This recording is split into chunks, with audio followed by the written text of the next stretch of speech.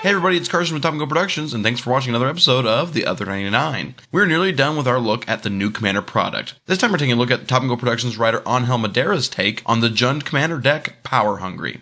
This deck offers two new commanders in Prosh, Skyraider of Care, and Shattergang Brothers, along with new art for an old favorite, sek'kuar, Deathkeeper. As we've done previously, we'll take a look at the notable reprints in Power Hungry.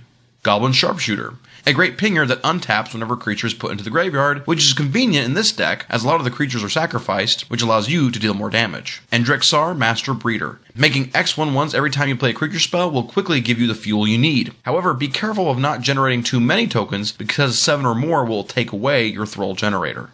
Huattuo, Honored Physician. This card is particularly effective in returning creatures that generate tokens, such as Sprouting Thrynax, or provide utility effects, such as sek'kuar Tribelder. This is a creature you want to protect on your board in order to keep your recursion engine going. Inferno Titan. This particular Titan deals damage when it hits the battlefield and each turn it attacks. The damage by this card can serve as removal of potential blockers, letting you get in for damage, or simply hit your opponent's face. Its first ability lets you dump all of your extra red mana to deal even more damage. Plague Boiler, a mass removal artifact that lets you adjust it depending on the mana that you have available. This card is great because it gives you options and can be used to control the board. The trick is to always have the available mana to use it or prevent it from going off. Mass Mutiny, a great finishing card that allows you to take a creature from each opponent and attack with them.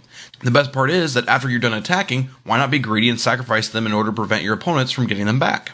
Power Hungry has plenty of exciting new cards that you'll be happy to implement in your existing decks. Sudden Demise. Removal limited to a single color. Although this card can get rid of pesky threats, be cautious since this card can hurt you as well. This card works well in clearing the field and having your huge creatures attack, or if you have them, your army of tokens. Tempt with Vengeance. This is a strong token generator dependent on the mana you spend. 1/1 red tokens with haste can not only help you overrun your opponents, but more importantly, serve as fuel for Prosh and other effects. This card is best to keep in your hand until you're certain it's the opportune moment and you have the ample mana to spend. Also, if other players put tokens on their side, you'll get even more tokens. Ophiomancer, another token generator that gives you incentive to sacrifice your snake tokens in order to get more. Since you're provided the opportunity to create a snake token each upkeep, it is in your best interest to sacrifice as much as you can. Also, these snake tokens come with Death Touch, which can help take out creatures. Primal Vigor, an enchantment much like Doubling Season in Parallel Lives, that doubles the number of tokens or +1/+1 counters you create, which creates more fuel for your sacrifice abilities or makes your creatures stronger. The sooner you can have this card on your side of the battlefield, the better. Terra Ravager, a 4-drop creature that will deal more damage as your opponents drop more lands throughout the game. Following the overall strategy of the deck, this is a creature you may want to keep in your hand until the moment is right to start hitting your opponents for lethal damage and after you've cleared the field. Fell Shepherd. Its second ability allows you to sacrifice one of your creatures to give a creature -2/-2, which not only can remove a creature, but opens a path for Fell Shepherd to deal damage and return your sacrificed creatures back to your hand. Although it may not be able to bring back your token sacrifices, it works well with sacrificing and returning cards such as Sprouting Thrynax and sek'kuar Tribelder. Now for the commanders. Each one of these commanders interacts with the deck fairly well, but in different ways. sek'kuar Deathkeeper. This commander rewards you with a 3/1 haste token whenever a non-token creature you control dies. Essentially, this card lets you create more creatures to sacrifice, or an army of 3/1s to overrun your opponents. Although this card has the potential to generate more token fuel for Prosh, this commander also provides the option of using cards such as Endless Cockroaches and Primal Vigor to generate vast number of tokens to help you overrun your opponents. The potential for creativity is there. Shattergang Brothers. This commander gives you flexibility when you sacrifice something. This card can address that pesky creature, enchantment, or artifact that you just can't get rid of. With so many tokens generated, this card can help you clear the field quickly in order to have your heavy creatures attack for direct damage. Although this commander is not the attacking type, select this commander if you're more of the controlling type and like to dominate what survives. Prosh, Skyraider of Care. Arguably the strongest commander in this deck, and a flying dragon that puts 0/1 kobold tokens into the battlefield equal to the amount of mana spent to cast him. This means that the more mana you spend on Prosh, which accumulates by 2 every time it comes from the command zone, the more tokens you will generate. Having more creatures on your side of the battlefield is particularly relevant to Prosh's second ability that allows it to get +1/+0 until the end of turn for each creature sacrificed. Essentially, Prosh is a commander that will help you win through 21 points of commander damage. Now it's time for the additions of the deck. Depending on your selection of commander, you can add a couple of cards to make it easier to secure your winning strategy. Since this video is particularly focusing on Prosh, Skyraider of Care, we'll be looking at cards to carry out this strategy. These additional cards will total around the $25 range. In a deck centered around its general, protection is key. Lightning Greaves and Whispersoul Cloak help protect Prosh and allow him to hit hard and fast on the turn you cast him. Although the lands that come with this deck will do the job fairly well for you, getting a little bit of extra mana fixing can make a huge difference. Darksteel Ingot, which was recently reprinted and is a common. The Vivid lands, which add just a little bit more color fixing for you. Sacrificing dudes to Prosh is good. It'd be nice if we had a lot of dudes though, right? Cards such as Parallel Lives can help you double the amount of tokens you create. Other creature generators include Necrogenesis, which also allows you to remove cards from graveyards. Awakening Zone, allowing you to generate tokens that can count towards mana if you need it. Mitotic Slime. Like Spreading Thrynax, this creature provides even more sacrifices after it leaves.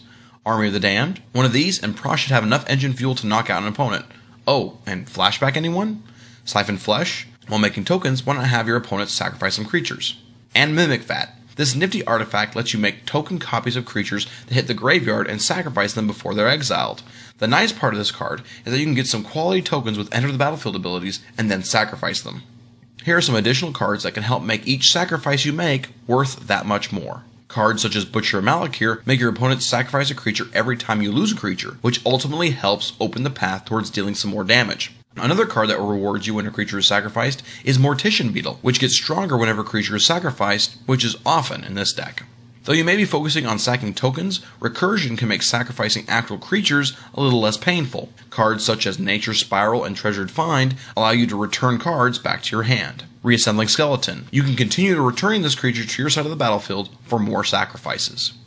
Although this deck already has removal, there are better removal options in the Commander toolbox. Attrition. Removal in the form of an enchantment for the price of a creature. Acidic Slime. Provides you with a bit of flexibility on what you target along with a Death Touch body. Beast Within. Another flexible card that allows you to destroy any permanent you might be having a difficult time with. Putrefy. A recently reprinted solid removal card. Reaper from the Abyss. A solid creature by itself that also rewards you by removing a non-demon at the end step every turn a creature dies. Savage Twister. Another board wipe card that can help you get rid of those pesky creatures. This card would be troublesome for you except for the fact that you spend most of your time sacrificing your own creatures already.